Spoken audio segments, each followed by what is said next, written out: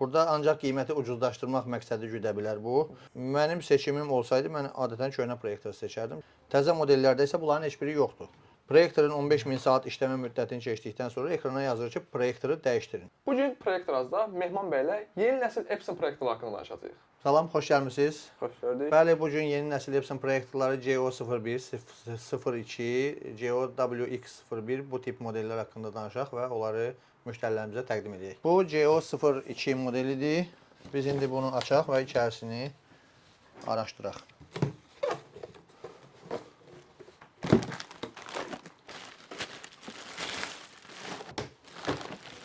Qutudan proyektorun özü, proyektorun pultu, qida kabeli, pult üçün batareykalar və informasiya blankları çıxır. Proyektor digər proyektorlara nisbətən daha kompakt, yığcam şəkildədir, yüngüldür, çox yüngül, daşına bilən haldadır. Mehman bəy, bu proyektorun parametrləri nələrdir və hansı sahələr üçün əlverişlidir?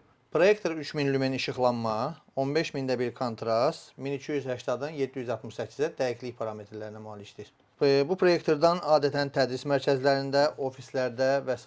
bu tipli təmiz məkanlarda istifadə etmək olar. Obyektlərdə, restoranlarda, çay evlərində, yəni tüstünün, siqaret tüstüsünün, qəlyanın olduğu yerlərdə istifadə olunmağı qətiyyən məsləhət deyil. Mehman bəy, bu yeni nəsil Epson proyektorlarla köhnə nəsil Epson proyektorlarının fərqi nələrdədir? İndi biz digər köhnə model Epsonlarında istəyirsiniz birinə baxaq və Olar, belə real vəziyyətdə müqayisə eləyək. Bu da W seriyası, eyni 1280-dan 768-ə və 15000-də bir kontrast dəyərinə malik olan proyektordur. Aha. Bunu da yoxlayaq və real olaraq onları müqayisə eləyək.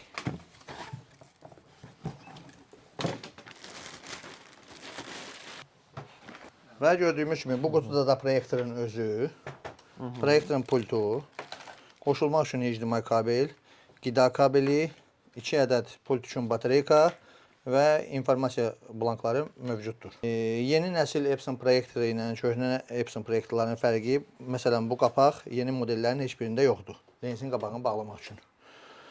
Proyektorun üzərində olan böyütmə, küçültmə, zoom dediyimiz funksiya bu yeni nəsil proyektorlarda yoxdur, ancaq köhnələrdə var. Bunların heç birində zoom yoxdur. Üstündə olan istifadə üçün düymələr yeni modellərin heç birində yoxdur. Və yaxud burada ekranı sağa sola döndərmək üçün olan düymə yeni modeldə yoxdur. Və əgər giriş saylarına baxarıqsa, köhnə modellərdə gördüyümüz qədər qoşulma vasitələri var. HDMI, Vega, səs girişi, səs çıxışı, USB, servis və s. 2 ədəd HDMI məsələn. Yeni nəsil proyektorlarda isə bunlar ancaq gördüyümüz 3 dənə ilə limitlənib. Yəni bundan daha artıq yoxdur. Bundan əlavə köhnə proyektorlarda proyektorun filtrini təmizləmək üçün belə bir qapaq var. Açırıq filtrini təmizləyirik və ondan sonra proyektordan istifadə edə bilirik. O zaman belə çıxır, tüstülü mühitlərdə biz köhnə nəsil proyektorlardan istifadə etməliyik. Əlbəttə. Obyektlərdə, çay evlərində, restoranlarda, hava təmizliyi mümkün qədər az olan yerlərdə köhnə modellərdən istifadə etmək daha məqsədə yönlüdür ki, onları təmizləmək, servisləmək mümkündür. Məsələn, təzə proyektorda filtrin təmizlənməyi çox çətindir və bunun üçün mütləq servisə gəlməlidir. Və bu köhnə model Epsonların özəlliyi, yaxşı cəhətindən biri odur ki, lenslər hamısı şüşədir. Müəyyən müddətdən sonra əgər şüşələr çirklənirsə, bunu servisdə söküb təmizləmək olur. Amma təzələrdə bu mümkün deyil.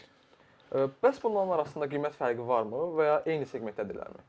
Qiymət fərqi əgər eyni parametrlərə baxırıqsa, məsələn 3000 lümen civarında digər bir HD Epson proyektoru demək olar ki, eyni qiymətədir. Lap maksimum 50 manat, 100 manat fərqi ilə ola bilər. Elə bir dəhşətli bir qiymət fərqi aralarında yoxdur köhnələrlə təzələrlə. O zaman verdiyiniz məlumatlardan belə çıxır ki, bizə köhnə nəsil Epson proyektorları daha əlverişlidir. Əlbəttə. Yəni əgər bizim üçün daşınmağı və yaxud hava kirliliyi o qədər problemli deyilsə, köhnə model proyektorlar daha keyfiyyətlidir, daha əlverişlidir. Hər cəhətinə baxırıqsa yenə daha əlverişlidir. Həm giriş sayları, həm servisi qulluğu, həm üstündə olan funksiyaları, həm görüntü keyfiyyəti əlbəttə ki, plastik lensli bir proyektorla şüşə lensli proyektorun arasında xeyli fərq olacaq əlbəttə. Bundan əlavə proyektorun lampası çox önəmlidir. Yeni nəsil proyektorlarda lampanın işləmə müddəti 10.000 saat, 15.000 saata qədər nəzərdə tutulur. Köhnə proyektorlarda isə bu adətən 6.000 saat, 10.000 saata qədər nəzərdə tutulur. Yeni nəsil proyektorlarda ən böyük problemlərdən biri odur ki, lampanı müştəri özü dəyişə bilmir, mütləq onun üçün servisə gəlməlidir və proyektor sökülməlidir. Amma köhnə proyektorlarda buradan lampa qapağını açmaqla lampanı hər hansı bir adam özü individual olaraq dəyişdirə Bəs bilər. Mehman bəy, yeni nəsil proyektorlarla köhnə nəsil proyektorlar arasındakı bu lampaların keyfiyyət fərqi və yaxud da ki, qiymət fərqi varmı? Lampa dəyişim zamanı. Əlbəttə. Ən böyük fərqlərdən biri də ondur ki, köhnə proyektorlarda, köhnə model proyektorlarda lampanı dəyişdikdən sonra içəridə lampanın sıfırlama düyməsi var. Biz orada lampanı sıfırlayırıq, lampanın işləmə müddətini və yeni lampanın işləmə müddətinə baxırıq. Təzə nəsil proyektorlarda isə bu mümkün deyil. Proyektorun 15.000 saat işləmə müddətini keçdikdən sonra ekrana yazır ki, proyektoru dəyişdirin. Adətən köhnə proyektorlarda yazır lampanı dəyişdirin və biz lampanı dəyişdirdikdən sonra o informasiya oradan silinirdi. Amma indi təzə proyektorlarda o məlumat oradan silinmir və ekrana həmişə yazır ki, proyektoru dəyişdirin. Yəni buradan da o başa düşmək olar ki, təzə proyektorlar bir dəfəlik üçün nəzərdə tutulur və lampa dəyişdirildikdən sonra istifadə olunmağı əvvəldən nəzərdə tutulmayıb. Bəs bu xüsusiyyətlərin azalmasının bizə xeyri və ya ziyanı varmı? Ziyanı haqqında danışdıq. Bəs bunun bizə necə xeyri ola bilər ki, markalar yeni modellərində bundan istifadə edir? Biz adətən görmüşük ki, yeni çıxan bir model əvvəlki qüsurlarını bağlayır. Yox, burada elə deyil. Burada ancaq qiyməti ucuzlaşdırmaq məqsədi güdə bilər bu. Çünki burada bu proyektorda gördüyümüz funksiyaların hər biri əlavə xərc tələb eləyir. Təzə modellərdə isə bunların heç biri yoxdur. Və yaxud proyektorun daha çox satılmağı üçün bu yola əl atmış ola bilərlər ki, proyektorlar bir dəfə istifadə olunsun və sonra dəyişdirilsin, təzə proyektor alsın. Yəni başqa bir məntiqli açıqlamam mənim yoxdur, təəssüf ki. O zaman belə çıxır ki, firmalar planlı şəkildə köhnəltmə strategiyasından istifadə edir və bizim üçün bu gün ən məntiqli qərar köhnə proyektorlar almaqdır, köhnə istehsallar. Mənim seçimim olsaydı, mən adətən köhnə proyektor seçərdim. Çünki təzələrdə mənim istədiyim funksiyaların böyük əksəriyyəti azaldılıb. Bu da ancaq qiymətin azaldılması üçün, yəni bu yola əl atılır. Başqa elə bir bizə qazandıra biləcəyi bir tərəfi, bizə verə biləcəyi bir tərəfi gözlə görülən bir şey yoxdur. Və buradan o nəticəyə gəlmək olar ki, biz proyektor alarkən proyektorun yeni nəsil, yeni il, yeni buraxılış olmağına yox, proyektorun parametrlərinə, keyfiyyətinə görə qərar verməliyik. Əgər yeni nəsil proyektor alırıqsa, o proyektorun lenslərin şüşə olmasına, servis xidmətinin necə göstərilməsinə, üstündə olan funksiyaların, girişlərinin nə qədər və hansılar olmağına diqqət edərək proyektor alırıqsa, bizim üçün daha uyğun və daha yaxşı olar. Çox sağ olun Mehman bəy verdiyiniz məlumatlara görə. Ümidvaram ki, izləyicilərimizə də bu məlumatlar faydalı oldu.